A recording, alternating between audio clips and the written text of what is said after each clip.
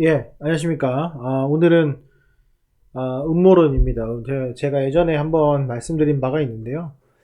제가 이제 주식 투자만 하고, 그리고 이제 비트코인 가상화폐에는 투자하지 않는다는 점 인지하시고 들으시면은 좋을 것 같습니다.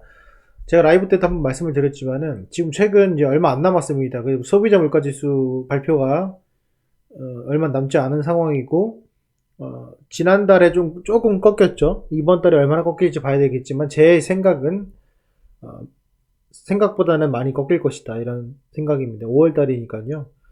그렇게 생각을 합니다. 제가 오늘 드리고 싶은 말씀은 뭐냐면요.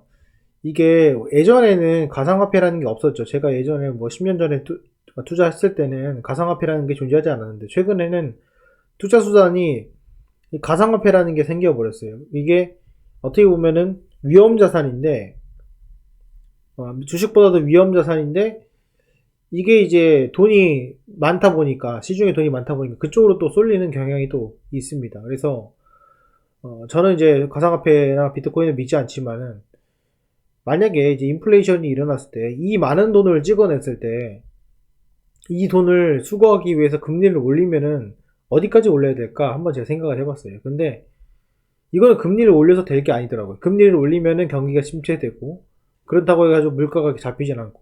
왜냐면은 말 그대로 이제 가상화폐가 있기 때문에 그쪽으로 투자 순환이 돌리고 몰려서 돈이 몰리게 되면은, 그 미국이 달러를 찍거나 안 찍고 금리를 올리거나 안 올리건 상관없이 또 다른 세계가 되거든요. 그렇기 때문에 저는 개인적으로 그 금리 인상을 잡는 것은 이 비트코인밖에 없다. 이 비트코인을 잡음으로써 인플레이션과 금리 인상하는 효과를, 인플레이션 잡고 금리를 인상하는 효과가 있다. 이렇게 좀 말씀드릴 수 있을 것 같습니다. 이게 좀 별개로 놓을 수 없는 게, 보시면 아시겠지만 이 비트코인입니다. 이 차트 흐름을 보시게 되면은 이렇습니다. 지금 2020년도 3월이죠. 비슷하게 빠졌어요. 빠졌다가 경기 부양책이 일어나면서 주가가 쭉 올라갔고, 결국에는 한번 빠진 시점이 2021년도 이제 주식은 6월 달이었고요.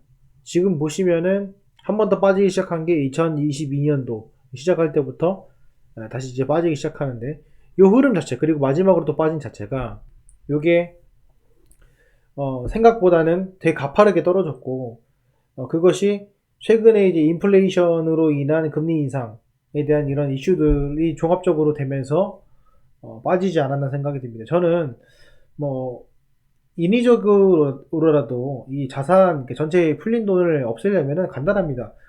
가상화폐 규제하면 돼요. 가상화폐 규제하고 가치를 떨어뜨려 가지고 자산을 몽땅 날려버리는 그런 효과를 하면은 그냥 공중에서 그냥 달러가 날아갑니다. 저는 이제 그렇게 보거든요. 그래서 저는 지금 현재 위치에서 금리를 마구 올리진 않을 것 같아요. 왜 그러냐면은 비트코인이나 이 다른 리플이나 가상화폐들 보시면은 최근에도 먹튀했죠. 근데 사실은 가상화폐의 근본을 무너뜨리는 행위거든요. 아니, 가상화폐라는 것이 정말로 현금보다도 더, 우리가 갖고 있는 금융 시스템보다 더 뛰어난 그런 시스템으로 더 안전하다, 내 지갑에 갖고 있다라고 하는 건데, 그게 먹튀가 됐단 말이죠. 가치가 날아가 버린 거죠. 그러니까는 결론적으로는 이 가치를 결정하는 데 있어 가지고 비트코인 같은 경우에는, 가상화폐 같은 경우에는 기준이 없습니다. 기준이 없는데, 주식 투자를 하시는 분들은 이 주식에 대한, 회사에 대한 그 매출액에 대한 이익이 나고, 그 돈이 진짜 실질적으로 배당이 되고, 이런 것들이 얽히고 섞여 있기 때문에 기준이 있습니다. 그렇기 때문에 돈이 없었을 때, 인플레이션으로 금리가 인상됐을 때 나중에 작살날 수 있는 것은 비트코인이다. 물론 주식도 작살날 수 있죠. 하지만은 기본적인 기준이기 때문에 더 이상 떨어지지 않는 그런 시점들은 존재할 수밖에 없다. 그렇다면은 앞으로의 그 인플레이션은, 저는 개인적으로 비트코인을 어떻게 잡느냐, 가상화폐를 어떻게 잡느냐에 따라서 인플레이션 더 빠르게 잡힐 수 있다. 그거를 하나의 어떤 그 인질로 삼아가지고 할 수 있다. 근데 비트코인 폭락시킨다고 해가지고 경기가 침체되지 않거든요. 그러니까 이건 완전히 비트코인과 금리와 경제는 완전 다른 이야기가 돼버리는 거예요. 그러니까 하나를 더 잡을 수 있는 수단이 이 비트코인, 가상화폐가 아닌가 이렇게 생각이 듭니다. 그래서 저는 더더욱더 지금부터라도 더 부정적으로 생각하고 있는 것이고요. 그리고 인플레이션 같은 경우에도 최근에 이제 급락한 보시면은 5월 달에 보시면 5월 달에 급락했거든요. 비트코인이.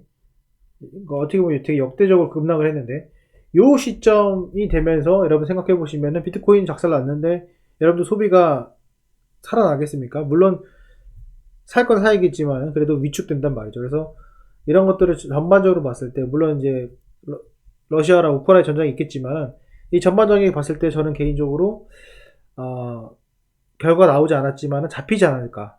그리고 앞으로도 비트코인으로 더 규제를 강화하면서 물가를 잡으려고 하지 않을까. 이런 음모론을 좀 이야기해보고 싶습니다. 그리고 금리 인상 같은 경우에는 궁극적으로는 금리 인상이 주가에 악영향을 끼치죠. 악영향을 끼치는 건 맞지만은 그것이 주가의 고점을 낮추는 것이지 저점을 낮추지는 않는다. 저는 이렇게 생각을 합니다. 그래서 이 점 여러분들 참조하셔가지고 투자하신 데 있어서 조금이나마 도움이 됐으면 좋겠습니다.